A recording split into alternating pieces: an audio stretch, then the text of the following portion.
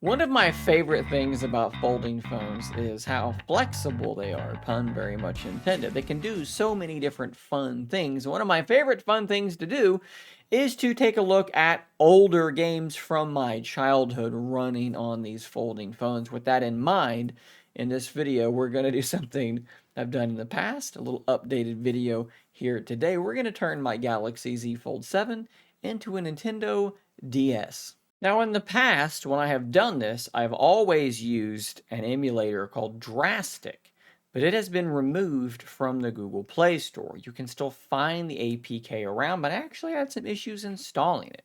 The most recent one found on apkmirror.com said that it was not compatible with my device. So we're going to try doing this with a different emulator called Melon DS. I've heard you can do the same thing here.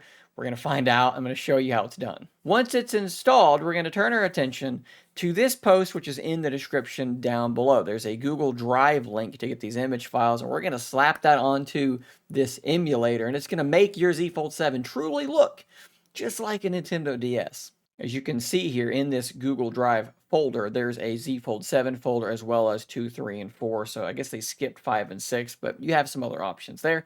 We're going to go into this folder and we're going to grab, how about this beautiful blue one? We're going to click on that. I'm just going to download it onto my computer and I'm going to move it from my computer to my phone. Do it however you want to do it. Back over here on the phone, we're opening up Melon DS. No ROM directory specified. Let's set a ROM directory, and we're just going to create a new folder here called ROMs. Don't ask me where to get ROMs.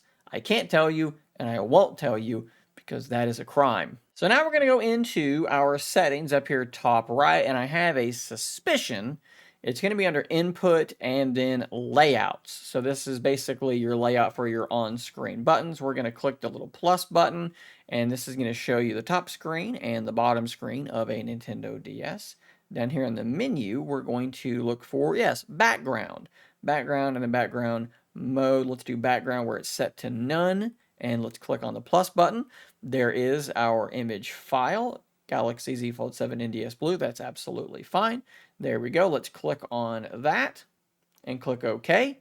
There we go. We do have that showing up. Obviously, need to make an adjustment here really quickly by rotating my phone. And it looks like the background is actually gone now, as well as my menu button. Okay, so I swiped in back, and let's add the background back in again. Basically, it looks like it's a background per orientation, so that's what's going on there. This, though, does look quite good, and it is the correct size for the Z Fold 7. So what we need to do now is we need to shrink these screens down a little bit so that they fit into the space of the screen on the image. And yes, you do lose a little bit of screen space by doing this. You're getting the aesthetic though, and that is, I think, probably worth it. 101 is what I ended up going with there.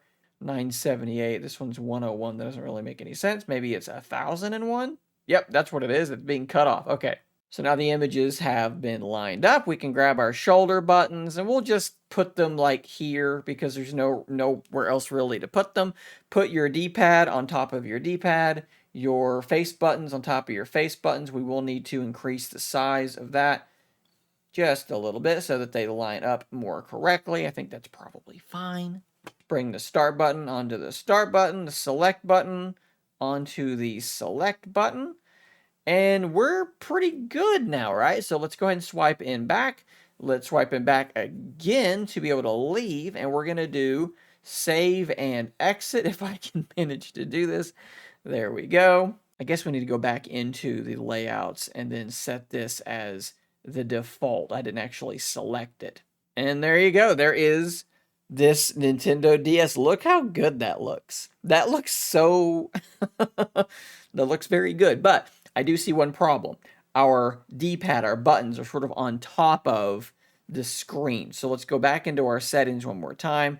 Let's go back into input and layouts and let's edit this. And we should be able to go into properties and then turn off use default opacity and turn that opacity all the way down. Yes, all the way down is where you need to be, but you're not going to see it on this screen. You'll see it when you're actually back in the game. There you go. So there is the layout being completely hidden, but it's still there. but I can just use my D-pad just like it's a real D-pad, and I can play this game. Let's take a closer look at this from another angle so you can see how good this really looks. So there you go. Like I was showing you, that D-pad is working just fine. The controls are there. They're just invisible now.